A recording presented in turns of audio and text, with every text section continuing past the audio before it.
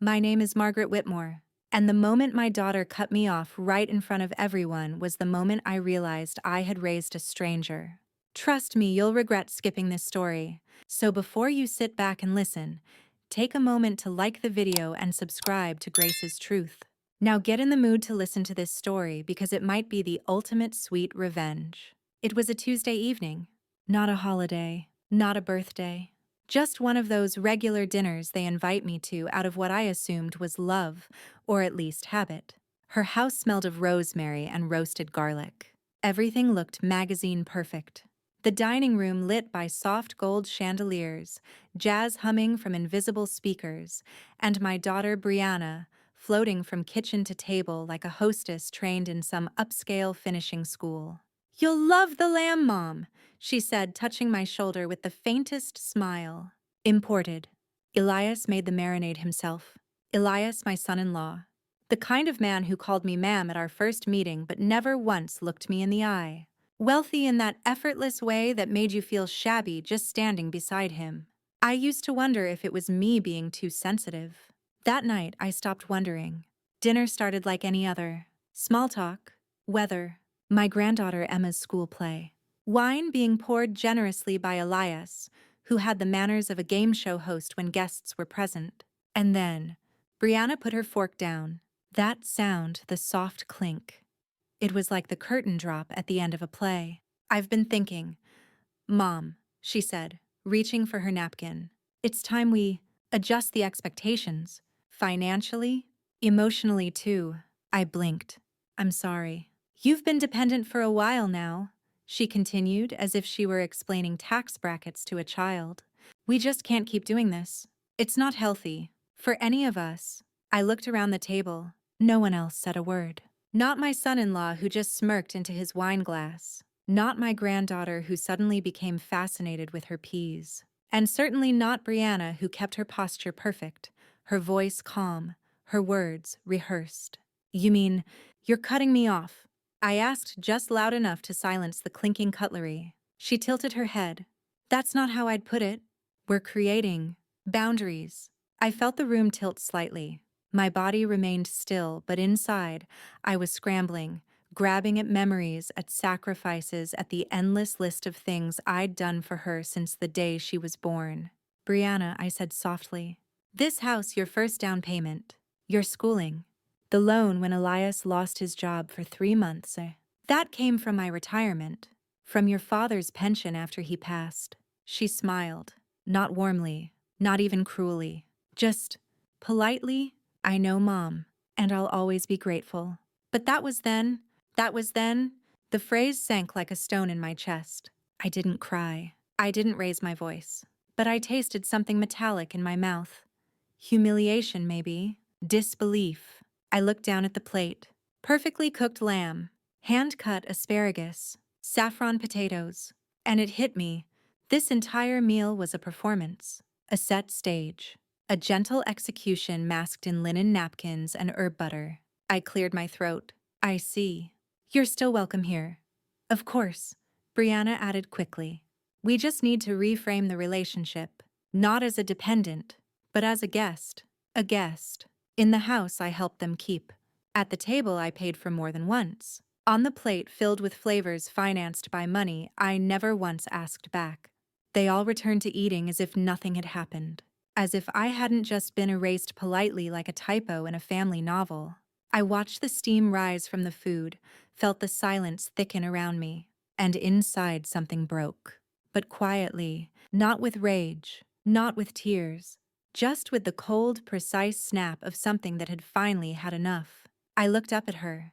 This woman I raised with lullabies and late-night stories, scraped knees and birthday cakes, and realized I didn't recognize her anymore. I was no longer her mother. I was now a liability to be managed. That night, I didn't fight. I finished my plate. I smiled back. I played my part in their well-rehearsed little play, but inside I began to write a new script. Because while Brianna was cutting me off, what she didn't know was that she was dining on the last meal I would ever fund, and that everything she assumed was hers, this home, this comfort, This ease was built on a sacrifice she had just spat on with a linen napkin smile. And I wasn't going to let that be the end of the story. I didn't sleep that night. I lay in the guest bed, the one they offered when I was too tired to drive home, even though we all knew it was more about optics than concern. The sheets were soft, expensive even, but they smelled like someone else's life. Somewhere down the hall, I heard laughter. Elias and Brianna, probably watching something mindless on their endless sea of streaming platforms. As if nothing had happened. As if my entire existence hadn't been boxed up and quietly pushed into the attic of their lives.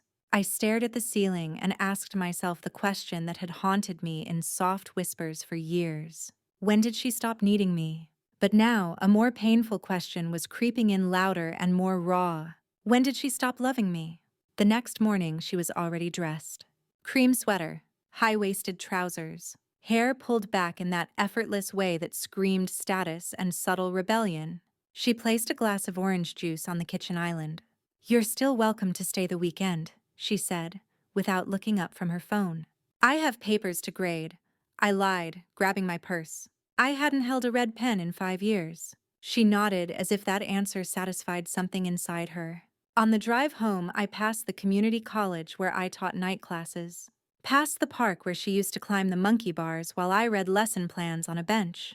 Past the small bookstore we visited every other Friday when money was tight, but imagination was free. All of it felt like scenes from someone else's movie. Not mine. I pulled into my driveway. My small aging house. Paint peeling in places. The gutter I never got around to fixing. But it was mine. Paid for. Modest. Honest. I sat in the car for a while, listening to the tick-tick of the cooling engine, staring at my hands still steady, still strong, and wondering when they had become so invisible to my daughter. And then I laughed. Not the joyful kind, not even bitter, just hollow. Because suddenly it all clicked. Brianna hadn't changed overnight. This wasn't new. It was just louder now.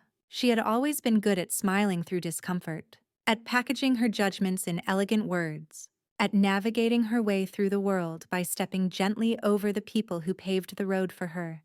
I remember the first time I saw it, she was 10, and had gotten a part in the school play over another girl whose father ran the PTA. She didn't feel guilty. She felt entitled, like success was simply her destiny. Back then, I thought, good for her. I was proud. But now I saw it differently. That confidence I once applauded had calcified into something harder: entitlement without gratitude. Over the next few days, I kept getting flashbacks, tiny moments I'd dismissed at the time. Like when she once joked, "We should put you on a budget, Mom," while scrolling through her banking app. Or when she sighed and said, "We can't always rescue you," after I asked to borrow the car when mine broke down. I had thought it was stress. A bad day. But it was a pattern. And the truth was, she saw me as a burden, not as the woman who raised her, not as the one who sold her wedding ring to help her get through college. Just an aging inconvenience. But what they didn't know, what she didn't know, was that the money she now clutched so tightly didn't fall from the sky. It came from me. It came from the pension I chose to cash out early. The early retirement penalty I took so she could have a down payment. The monthly support I quietly funneled to them when Elias's startup crumbled like a sandcastle in the tide.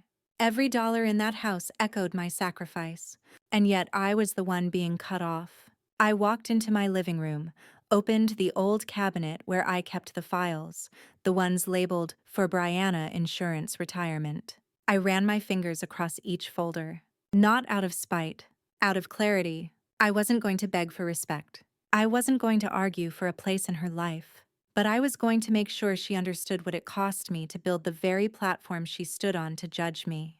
That realization settled into me like a warm stone, solid, unmoving, because there is something dangerous about a woman who finally sees clearly, not angry, not loud, just awake.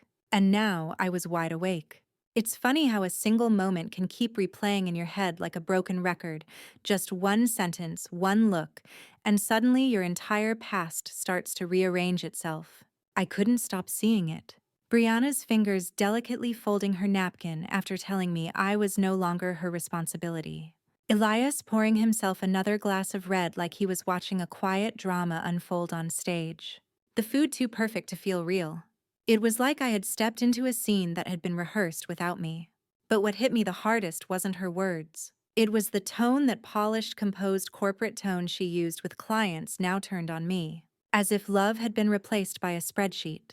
I kept thinking about the meal, about how proud she had been of the imported lamb, the way she described the marinade, how Elias said, "We're really leaning into fine dining lately. It's all about experience over excess." And I had smiled, actually smiled, because I knew a little secret that none of them remembered. I paid for it, not the lamb specifically, but the life that allowed for it.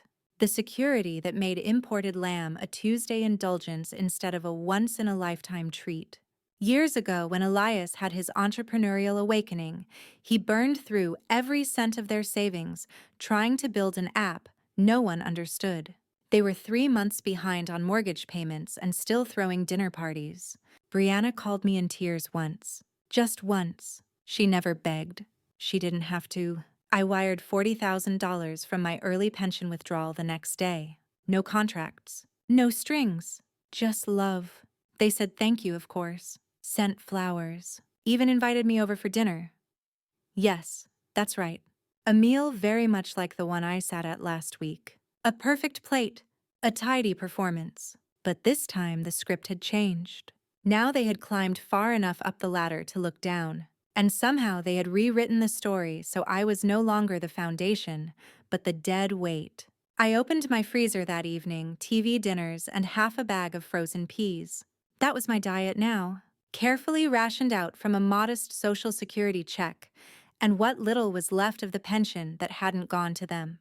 The contrast was painful. While I warmed up sodium-soaked turkey and mashed potatoes, I imagined their table. Olive tapenade, seared scallops, a Bordeaux. I once taught Brianna to pronounce properly when she was 16, and it wasn't just about the food. It was what the food represented. Respect, value, care. All of it had been stripped away bite by bite. When I was younger, I used to think betrayal came with shouting, with slammed doors and dramatic exits.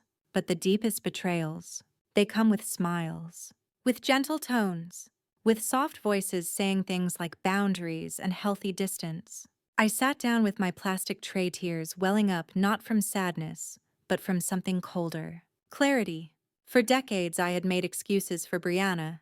She's tired. She's under pressure. She's just trying to keep up appearances. But now I saw it. She wasn't just tired. She was tired of me. I wasn't an asset anymore. I was a mirror. A reminder of everything she came from, scrimping single motherhood, years of late nights and secondhand clothes. She wanted to forget that version of life. And me, I was too close to it. I finished dinner in silence. Then I did something I hadn't done in a long time. I pulled out the manila envelope labeled Mortgage Transfer 2018. Inside was the wire confirmation from my bank to theirs. $40,000. Marked, Family Emergency Support. No repayment terms. No interest. Just me draining the future to save their present. I stared at it for a long time. They'd forgotten. Or worse, they hadn't forgotten. They just stopped caring. I picked up the phone and dialed my old friend Lillian. She's a retired attorney, sharp as a whip, and the kind of woman who never forgot a slight. "Lillian," I said, trying to keep my voice steady. "I need to talk about wills." A pause. Then her voice. "What happened?" I exhaled. "I think I finally figured out who my daughter really is." Another pause. Then, "I'll bring the good wine. And a pen." And that was the moment. The true beginning. Not the dinner. Not the napkin. It was the realization that if Brianna wanted to treat me like a burden, then maybe it was time I stopped leaving blessings behind for people who had already left me. You don't raise a daughter through scraped knees and skipped meals and sleepless nights, only to be told years later that your presence is a complication. But maybe that's the part no one tells you. That sometimes the greatest heartbreak doesn't come from strangers. It comes from the child you gave your entire life to. When Brianna was little, I used to call her my little sunrise. She was bright early, full of promise. And no matter how hard the night before had been, no matter how many jobs I juggled, bills I stacked, or tears I quietly wiped away in the dark, her smile made it worth it. I remember one night in particular.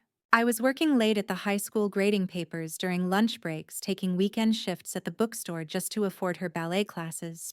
She came into the living room holding a crayon, drawing her and me under a giant sun. "You're the sun, Mommy," she said proudly, "because you make everything warm again." I cried in the bathroom that night so she wouldn't see. That same year, I sold my grandmother's ring to fix our car. I wore the same 3 work blouses until the sleeves frayed. I skipped meals so she could eat healthy. And I never told her, because mothers are supposed to hold the world steady even while it crumbles beneath their feet. And I did that. I really did that. When her father died, Brianna was only 11. I remember the funeral. She sat next to me in a navy dress that was too big for her hand-me-down from a neighbor. She didn't cry. She just held my hand and looked up at me like I could still fix everything. And I tried.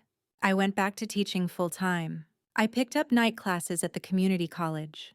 I filled the house with life, even when grief was the only thing echoing off the walls. I never dated again. Not seriously, because no one was ever going to matter more than her. But as Brianna grew older, something changed. She stopped wanting to bring friends home, started correcting my grammar in front of company, began to speak to me like I was someone she pitied rather than loved. The first time I really felt it was when she got her first job in the city. She didn't tell me until after she'd accepted it. "It's just easier this way, Mom," she had said. "I don't need you stressing out." I thought it was independence, maturity, but looking back, I think it was the first crack. Then came Elias, tall, educated, from money, not the flashy kind, but the inherited kind. He saw Brianna and decided she was his equal. She saw Elias and decided he was her escape. They were perfect for each other. Perfectly poised, perfectly controlled, and perfectly blind to the quiet, exhausted woman standing just behind them, still holding up their sky. When they asked for help with the mortgage, I didn't hesitate. Not because I had enough, but because they didn't. I liquidated my small 401k, paid a penalty I couldn't afford, told myself, this is what mothers do. They sacrifice. But sacrifice, I've learned, means nothing to people who view love as transactional. The money was accepted with polite gratitude. The dinners became rarer, the phone calls shorter, the stories of my day unimportant. They had their life now, and I was a relic, like the black and white photographs on the hallway wall. Sentimental, but no longer necessary. I tried to rationalize it. They're busy. They're building. They'll come back around. But they didn't. And the dinner where Brianna finally set boundaries, that wasn't the beginning of the betrayal. It was the confirmation. She hadn't needed me in a long time. But worse, she didn't want me. And that cuts deeper than any debt, any distance, any silence. Because I raised her with the kind of love that should have been unforgettable. And somehow she forgot it entirely. But I haven't. I remember every scraped knee I kissed, every textbook I helped her highlight, every night I sat by her door when she had nightmares, every dollar I gave up so she could walk into her future without baggage. I remember everything. And now, for the first time in my life, I'm letting myself feel the truth. She betrayed me, not with cruelty, but with convenience. And while I won't punish her with anger, I will not reward her with silence either. I'm not done being a mother, but I am done being forgotten. The irony was almost too much to bear. The very meal Brianna used as a stage to sever our bond, those perfectly sliced cuts of lamb, the wild rice infused with truffle oil, the delicate saffron on the potatoes, I had paid for all of it. Not directly, no. I didn't walk into a grocery store with a list and a credit card. But years ago, when they were drowning in their own ambition, when Elias's grand business venture burned through their savings, and Brianna called me shaky-voiced but proud, asking for a small boost, I drained what was left of my retirement to keep them afloat. It wasn't a loan. I never made it one. I didn't want to shame them or complicate their pride. I told myself, this is what love looks like. Quiet, unseen, constant. I never told anyone, not even my closest friends, because I was proud. Not of the money, but of the fact that I could still help. That my years of sacrifice and saving meant something. That I could buy my daughter's peace of mind the same way I used to buy her school uniforms and birthday cakes. And yet now I was being treated like a guest at a table I helped build, a relic in a home I helped save. They had remodeled the kitchen since then, open concept high-end appliances, everything sleek and cold. Brianna said it was a dream come true. I bit my tongue every time she said that, because I knew the dream was bought on my blood, sweat, and years shaved off my retirement. And now, that same kitchen had become my courtroom. That dinner, my trial. And the sentence had already been passed. Cut off, not with fury, but with finesse. But here's what they didn't expect. They thought I would disappear quietly. That I would take the hint, fade into the background, maybe even feel grateful for the scraps of visitation they offered me like charity. They had no idea that beneath my soft voice and aging frame was steel. See, when you live through losing a husband, raising a child alone, stretching one paycheck across 4 needs, you learn how to survive in silence. But you also learn how to remember everything. I remember the exact amount of money I transferred. 42 laws, 816, 23. I remember the date, June 12, 2018. I remember the email Brianna sent me with the subject line, "Temporary help, forever grateful." I remember all of it. And now I realize she doesn't. Because for her, that moment wasn't a defining act of love, it was just a convenient footnote. But for me, it was the moment I erased part of my future to save hers. I sat down at my kitchen table, chipped a bit uneven, but mine, and opened the box where I kept all my important documents, receipts, statements, emails printed and tucked away, not out of suspicion, but habit. Teachers are good at record keeping, and what I saw there wasn't just numbers. It was a timeline of every single way I'd propped them up over the years. The emergency money, the anniversary vacation I helped fund just this once, the furniture for their first nursery. Piece by piece, I saw how I had poured myself out for them, and how they had sipped it slowly, comfortably, until there was nothing left in the cup. And now they wanted to toss the empty cup aside and say, "Thanks, but we're good now. So be it." But I wouldn't be silent. I wouldn't raise my voice either. That's not who I am. No, I would do what I've always done best. I'd move quietly, thoughtfully, precisely, but this time not to support them. To protect what little I had left from them, I began making a list, not of revenge, but of truths. Truths that would have consequences. They thought cutting me off at dinner was the end of the story, but I was just getting started. The thing about betrayal is it doesn't always arrive like a thunderstorm. Sometimes it settles in like a low fog, gradual, creeping, almost unnoticeable until you realize you can't see your own reflection anymore. And in that dining room where the air smelled of rosemary and staged affection, I felt it, the fog of quiet manipulation.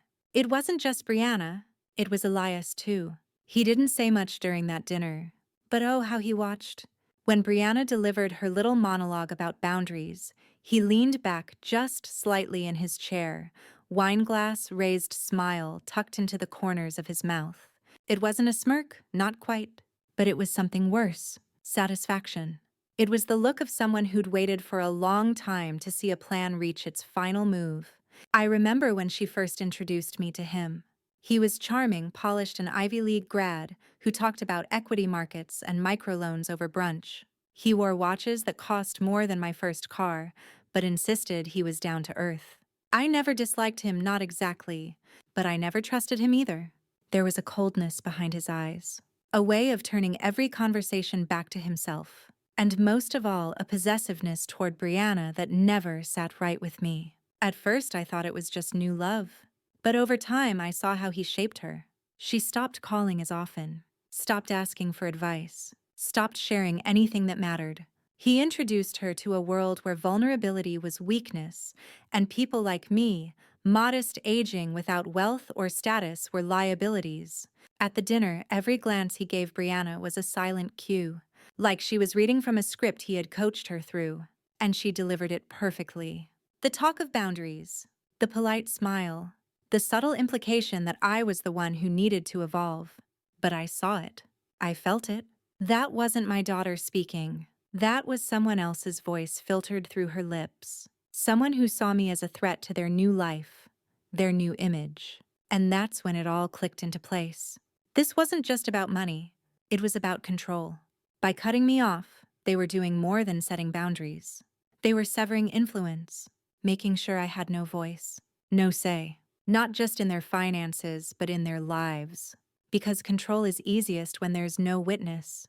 And I had been a witness to every phase of Brianna's life, her struggles, her choices, her sacrifices. I knew the real story behind their curated life, and now I was inconvenient.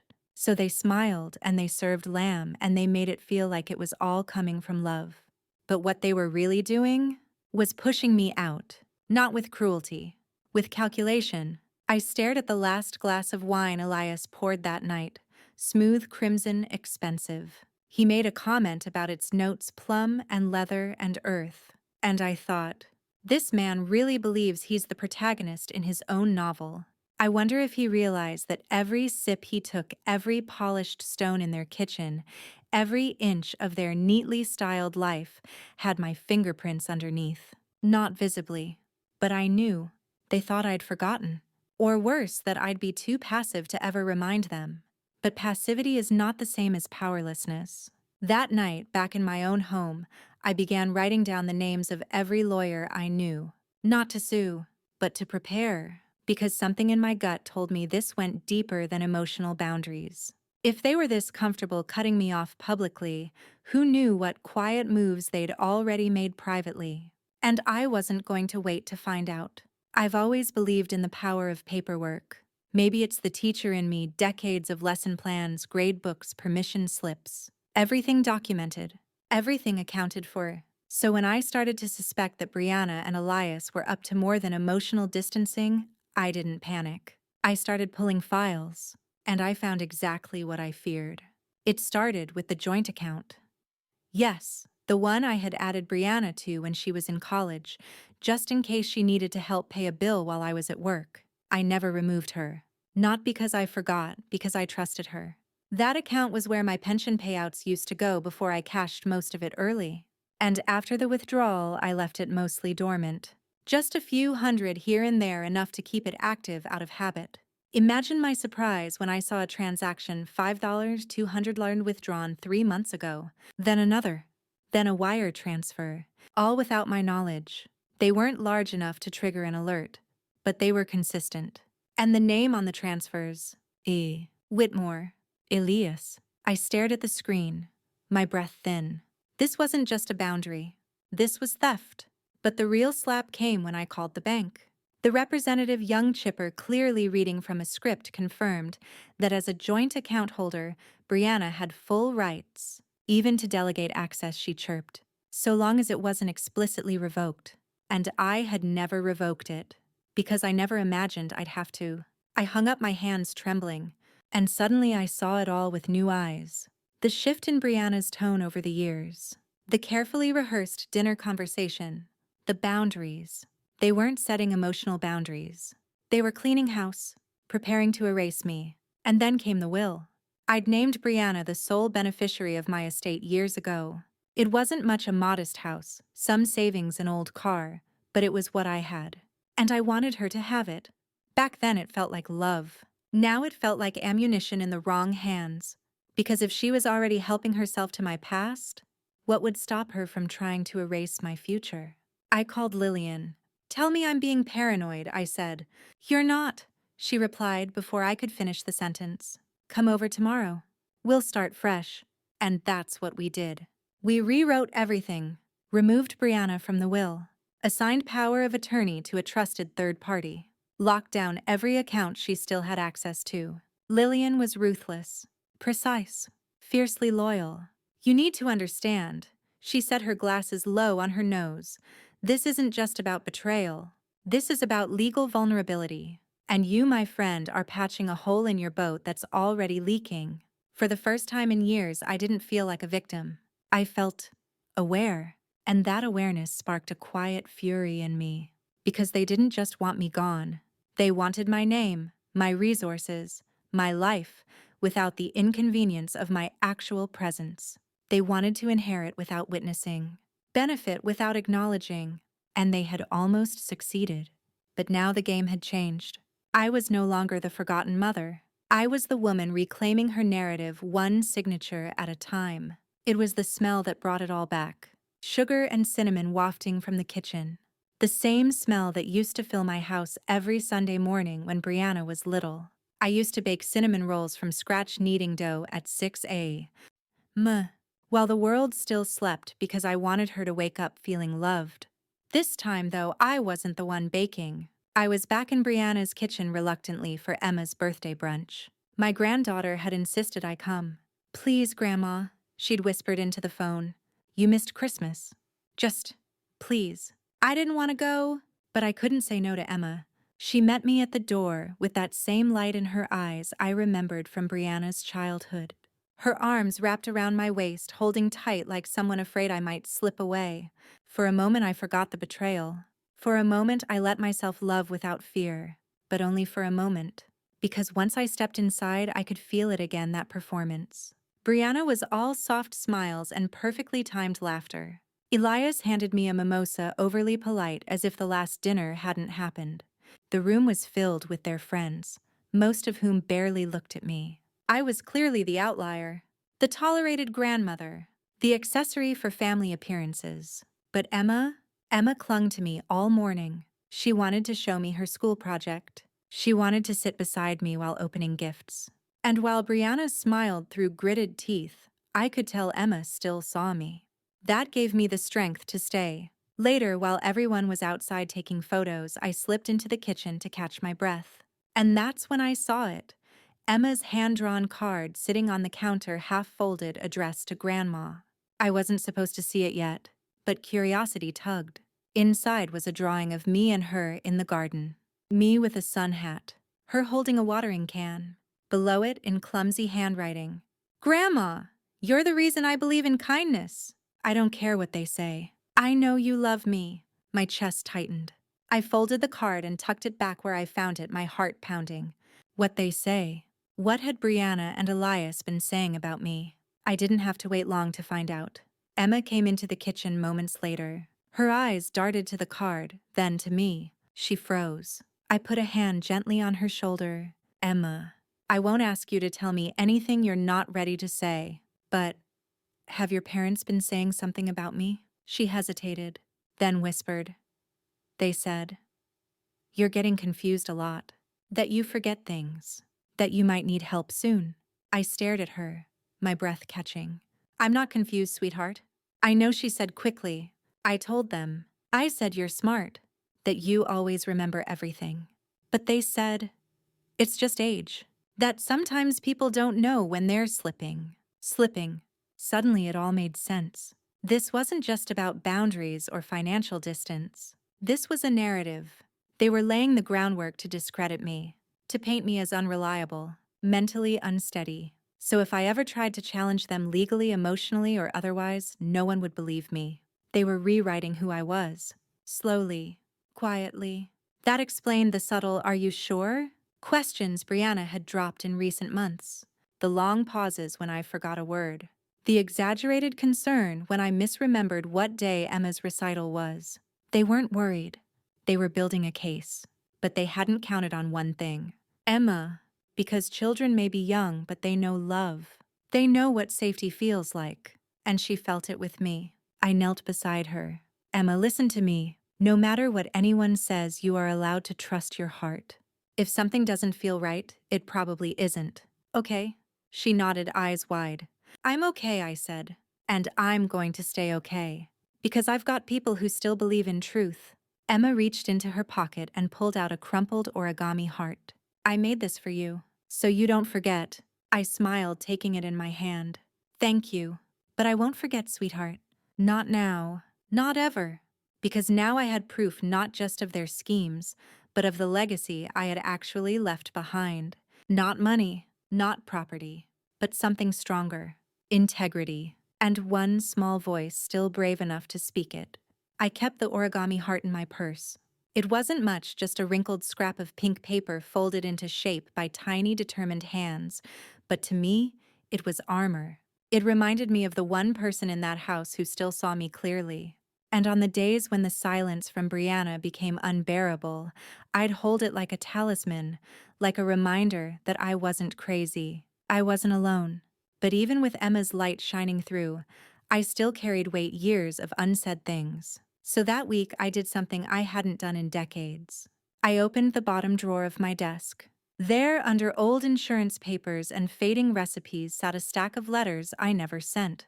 Some were folded in tight, angry spirals.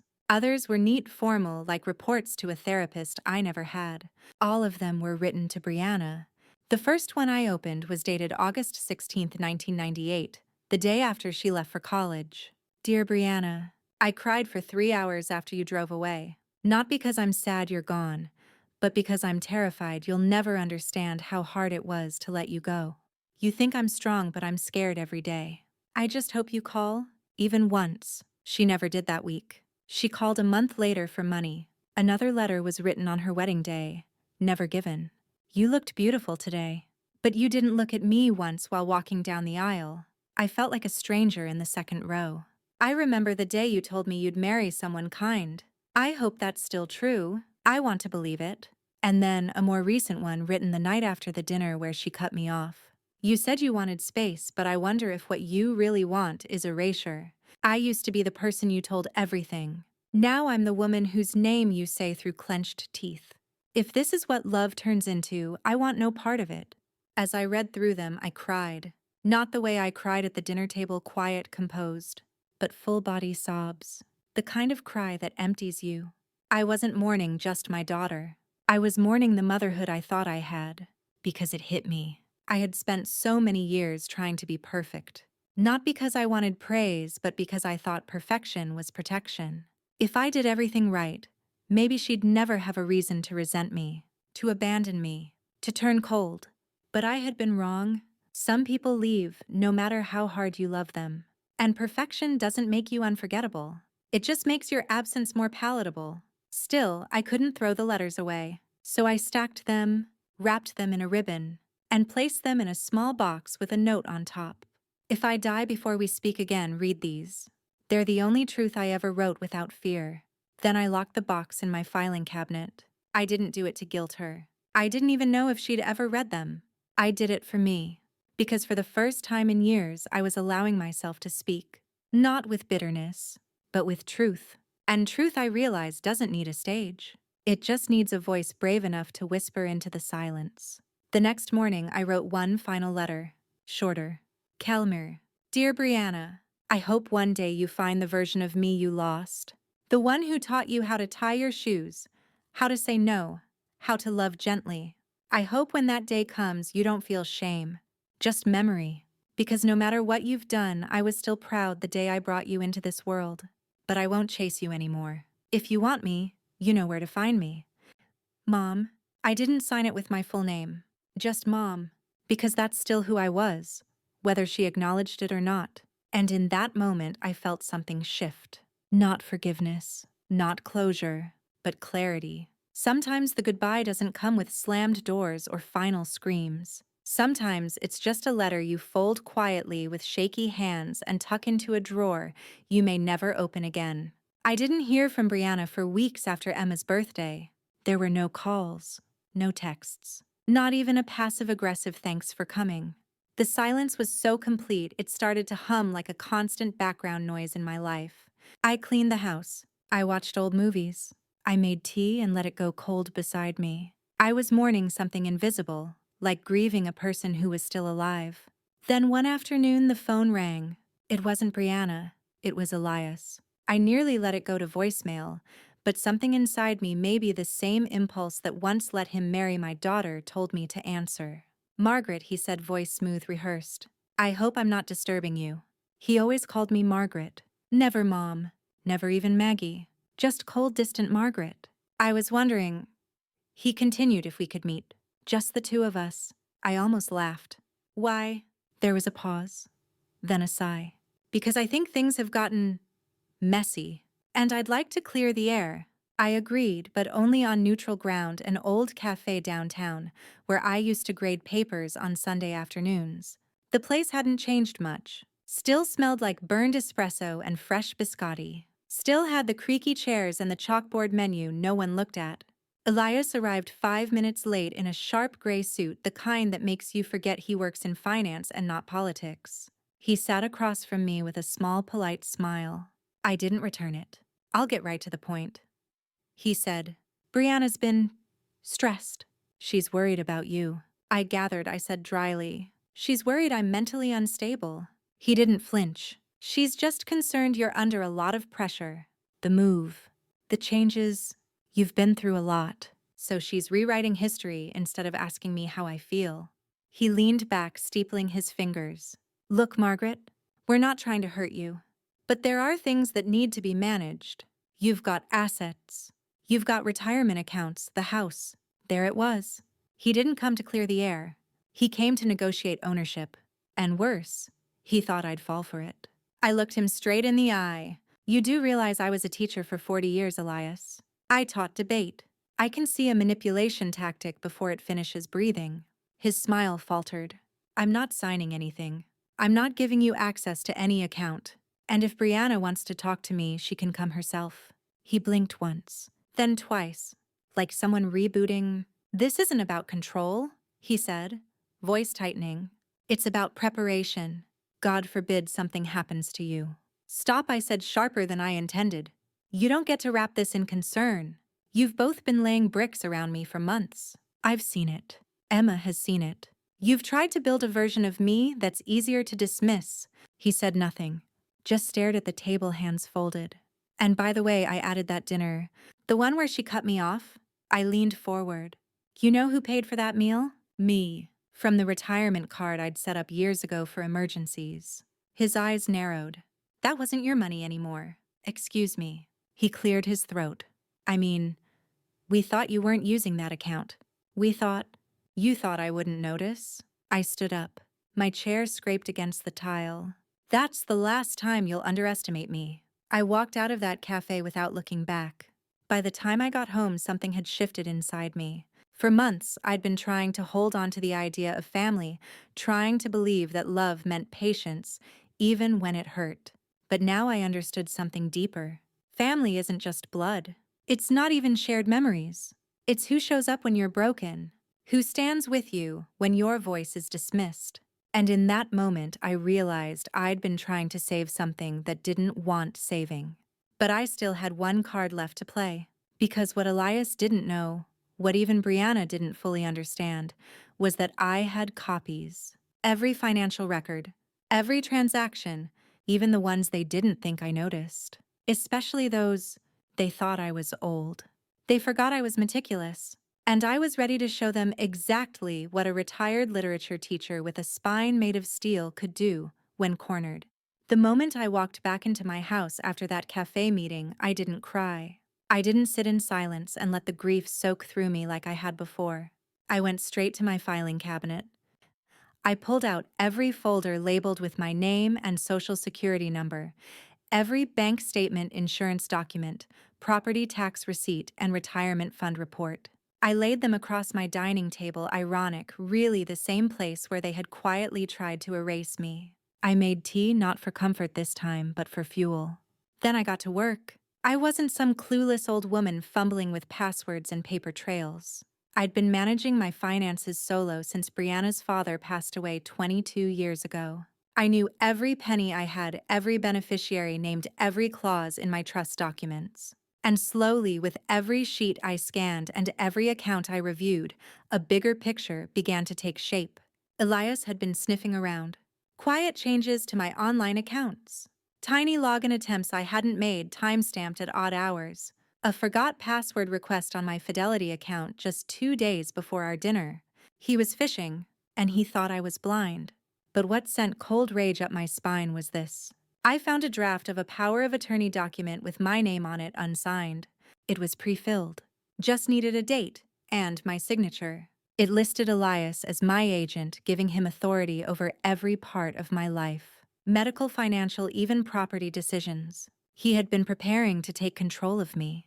and Brianna had either let him or helped him.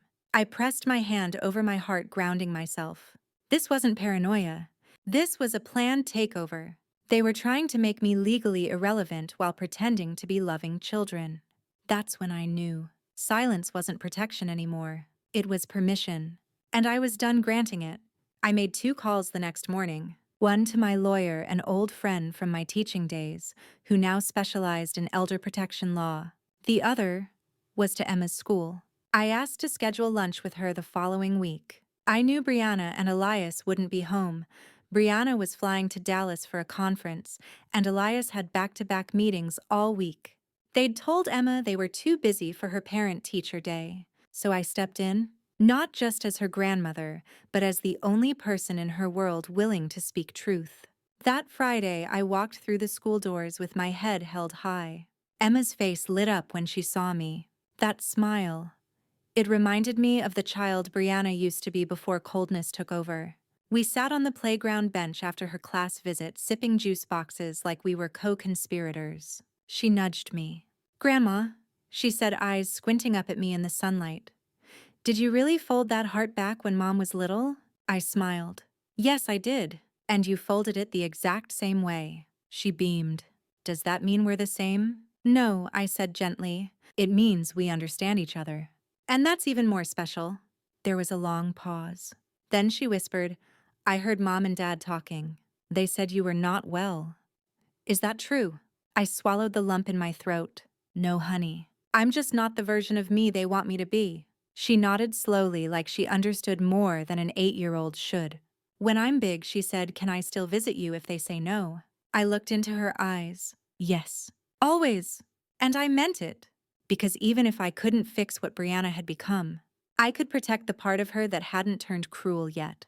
When I got home that evening, my lawyer called back. He'd reviewed the documents I scanned and sent over. His exact words: they were getting ready to commit quiet financial abuse, and they left fingerprints everywhere.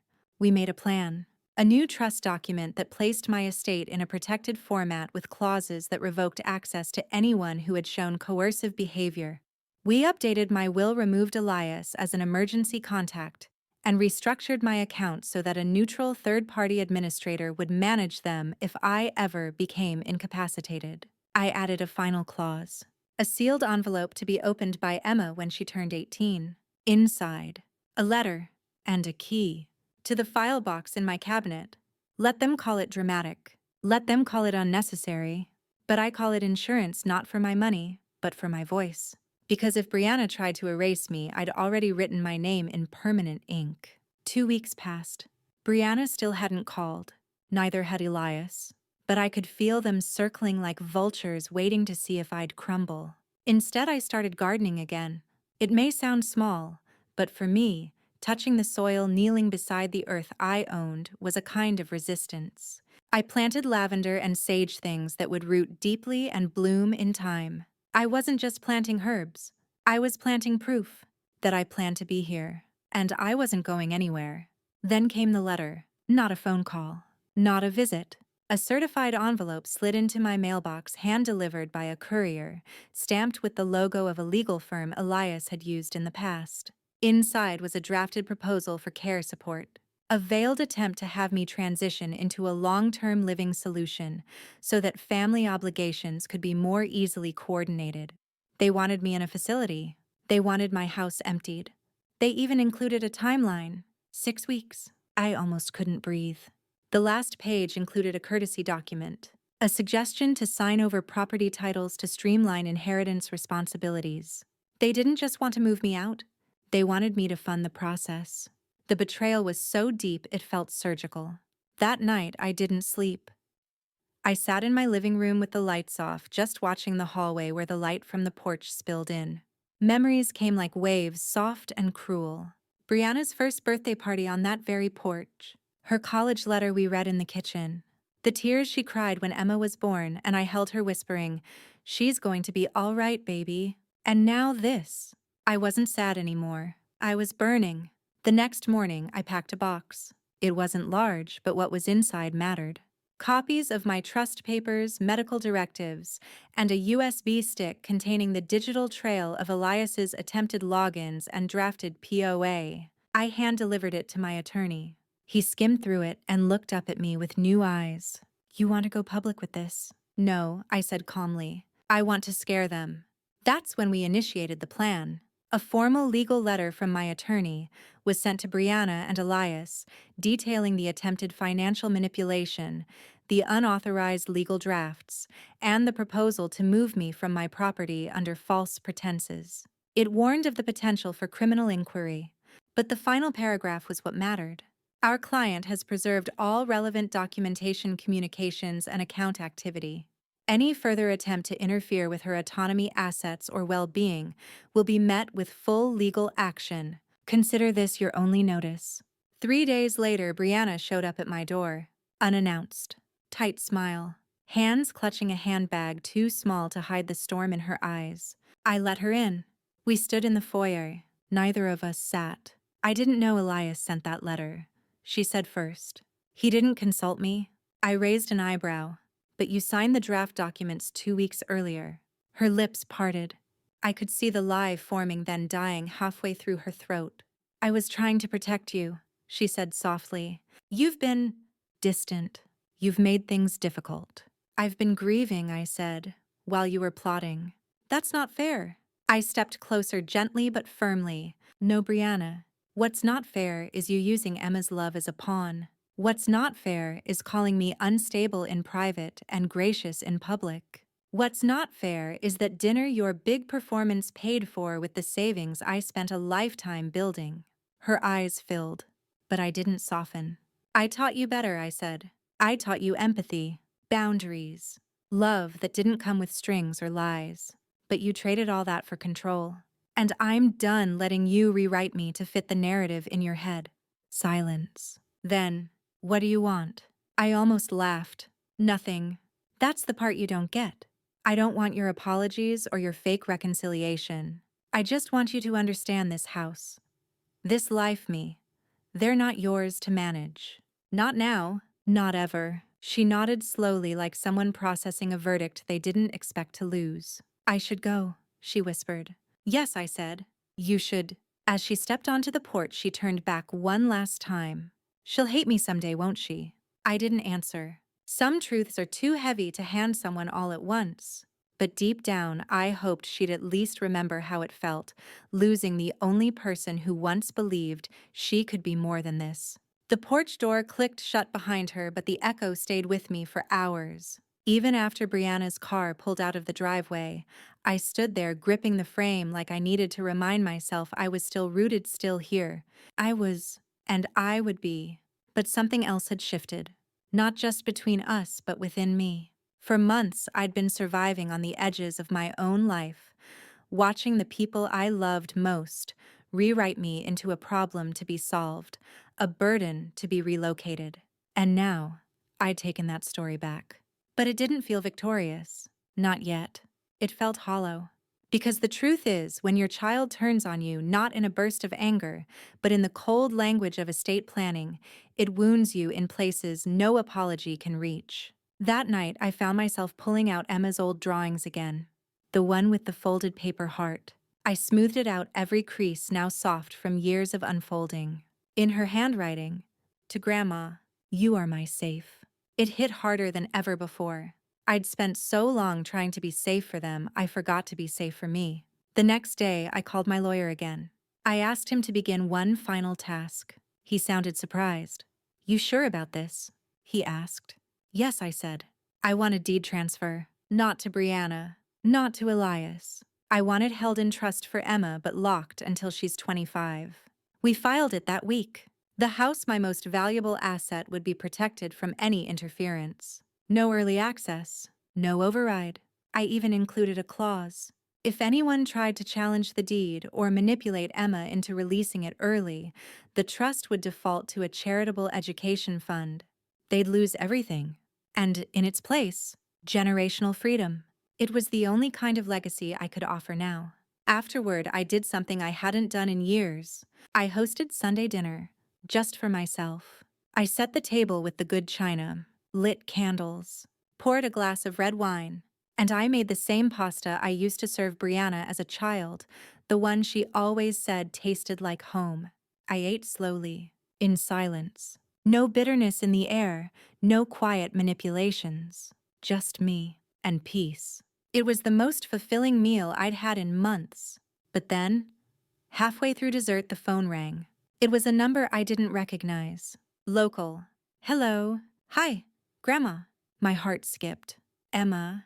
I sat up straighter. Hi, sweetheart. She sounded small, hesitant. I'm using Dad's work phone. He's upstairs. Is everything okay? I just wanted to say thank you for coming to my school, for telling me the truth. Mom said you might be sick, but I don't believe her. You didn't seem sick. You seemed like you remembered me. Tears welled in my eyes. I remember every version of you, baby. And I always will. There was a pause. Do you still have the heart I folded? I smiled. Yes. It's right here beside me. She whispered, I love you. I love you more. She hung up quickly, nervous she'd be caught. But that tiny act of rebellion of reaching out meant everything. It meant there was still a thread that connected us, still a chance for love that hadn't been buried by Brianna's decisions. The next morning, I started writing. Not a journal, not a letter, a memoir, small, private, handwritten. I titled it, The Truth I Wasn't Allowed to Say. In it, I chronicled everything, not for revenge, not even for justice, but so Emma could one day read it and understand.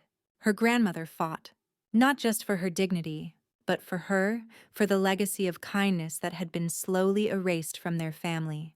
I stored the journal beside the folded heart in a box labeled with Emma's name. Someday, when the time was right, she'd open it, and she would know that even when her mother chose silence and control, her grandmother chose truth. The weeks that followed were quiet. Brianna didn't call. Elias didn't visit. And for once, I didn't spend my days waiting for either of them to. Instead, I built a new rhythm, my own rhythm. Mornings in the garden, afternoons reading by the window, evenings walking around the block waving at neighbors who now looked at me differently, like someone who had weathered something they couldn't name but could somehow feel. One afternoon, while sorting old boxes in the attic, I found a photo of Brianna from high school. She was in her marching band uniform, cheeks flushed with pride, eyes bright and untarnished. And behind her, blurred in the background, was me clapping. That's how most of her life had gone, really. Me in the background, cheering, supporting, holding it all together. And somewhere along the way, she had rewritten that as weakness.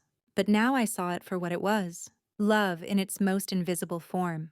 I placed the photo aside. I didn't throw it away. I wasn't here to erase history, just to stop being erased by it. A few days later, a knock came at the door. I opened it cautiously, and there she was. Not Brianna, Emma, real in the flesh.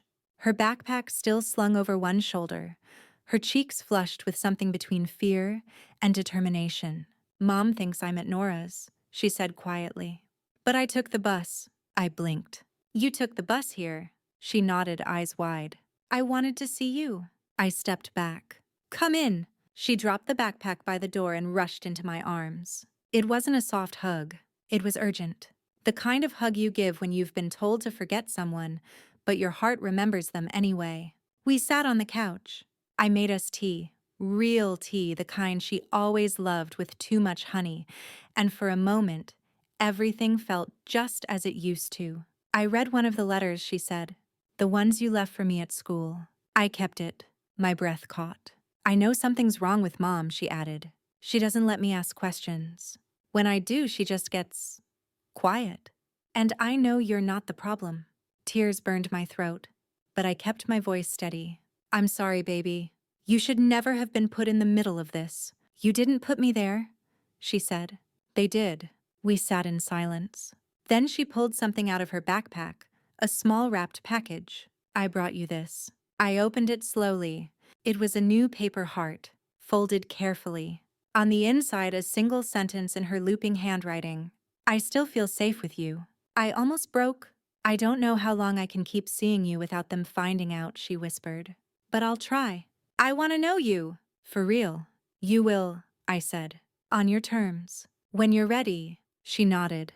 We spent the next hour just talking about school books she loved, songs she hated.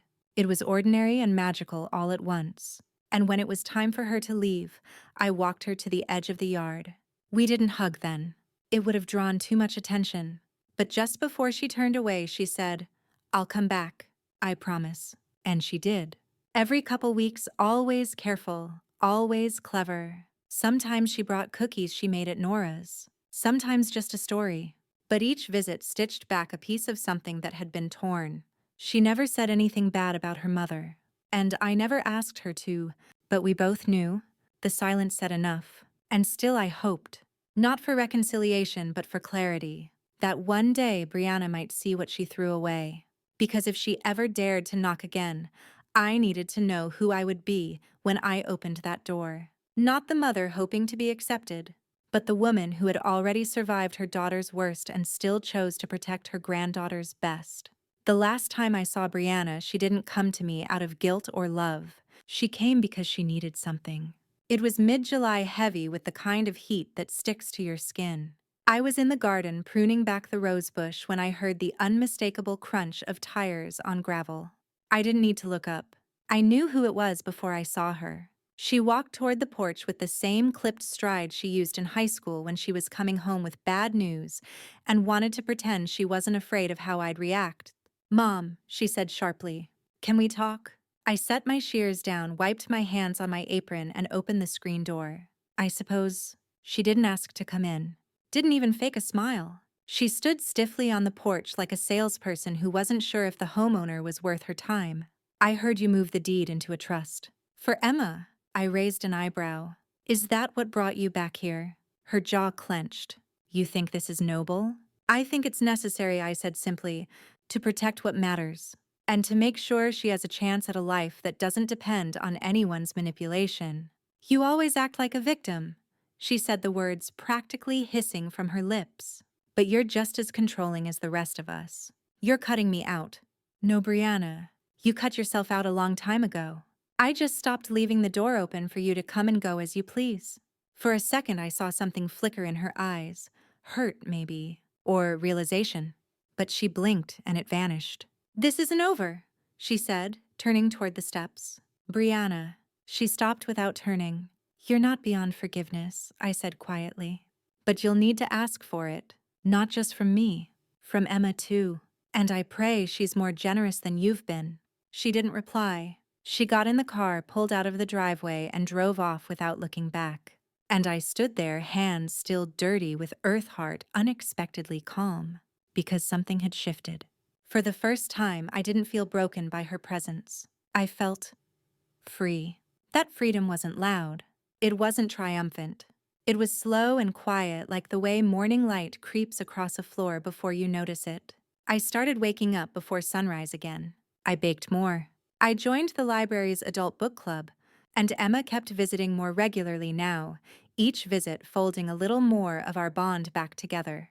She brought stories about school, about Nora's mom, who she said baked terrible brownies, but tried really hard. She asked if I remembered the time we built a pillow fort so big it collapsed under its own weight. I did. She even asked if I would come to her school's fall concert. "It's not like a big thing," she said, fidgeting. "Just 3 songs. But I want you to be there. I wouldn't miss it for anything." That night, I went to my closet and pulled out a dusty shoebox labeled Brianna's Recitals. Inside were old programs, pressed flowers, and a cracked camcorder tape labeled 4th grade solo. I didn't cry. I just sat with it.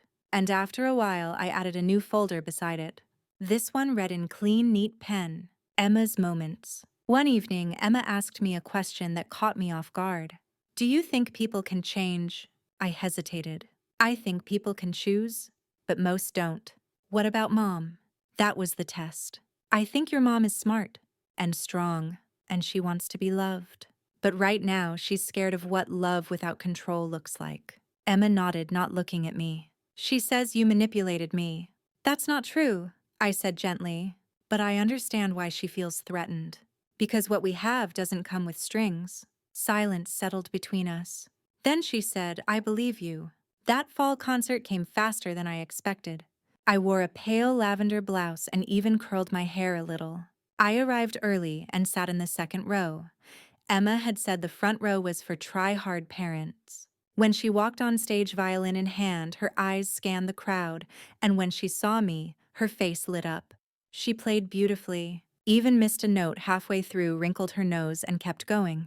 When it ended, I stood and clapped until my hands tingled. Outside the auditorium, she ran up and hugged me. "Did you hear the wrong note?" "I did," I smiled. "And I loved it anyway." She laughed, then said in a hushed tone, "Mom didn't come. Said she had a headache. But I'm glad you were here." So was I. That night when I got home, I added her program to the new box. It was getting heavier now, filled with beginnings. Winter brought its own changes. The house felt warmer somehow, not just from the heat, but from the absence of tension. I had finally stopped waiting for Brianna's next move, her next call, her next accusation. Instead, I poured into Emma, into friends I'd once neglected, into myself. I even started teaching a free creative writing class at the community center. I told the ladies there, "There's nothing more powerful than telling your own story before someone else rewrites it." One of them, a widow named Joyce, patted my hand and said, "That's what my therapist's been saying for years." We laughed. And for the first time in years, it wasn't bitter. It was real.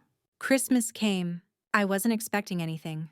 But on the morning of December 24th, the doorbell rang. It was Emma, holding a wrapped box with a silver bow. Inside was a small scrapbook she'd made.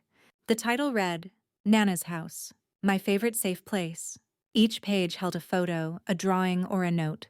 One said, "You taught me how to feel without apologizing." Another, "I didn't know what love without fear looked like until you." I held it to my chest. Then Emma said something that stopped my breath. "I want to live with you when I turn 18. I looked at her. "You don't have to say anything. I want to say it now. Because I've been thinking about it a long time." Tears blurred my vision. "I would be honored," I whispered. As we sipped hot cocoa by the fireplace that evening, she asked, "Do you think she'll ever understand?" "I don't know," I said honestly. "But you and we're not waiting for her to catch up anymore." And I meant it. Because healing doesn't always come from apology. Sometimes it grows in the soil left behind after everything burns down. And in that charred ground, something new can bloom. So here we are, dear listener. At the end of my story, not the one Brianna would tell at dinner parties or whisper to lawyers behind closed doors, but mine. The story of a daughter who cut me off over dinner, not knowing the very meal she weaponized was paid for with my retirement. It wasn't the money. It was what that money represented. Years, sacrifices, late nights, canceled dreams, all poured into a child who turned her back without flinching. But in her place came something unexpected, Emma. And in her, I saw not just a second chance, but a reason to believe in what could still be salvaged. I didn't burn bridges. I just stopped rebuilding the ones someone else kept tearing down. And the sweetest revenge, it wasn't confrontation. It wasn't proving I was right. It was this quiet life I rebuilt. This new legacy, this love, unapologetic, unshakable, undeserved by those who threw it away. So if you've ever been discarded, overlooked, or betrayed by the very people you nurtured, remember this. You still get to write your ending, and maybe, just maybe, that ending will be your most powerful chapter yet. Tell me, have you ever been cut off by someone you raised? Leave your story below. And don't forget to like, comment, and subscribe to Grace's Truth, where every wound is a story and every story deserves to be heard.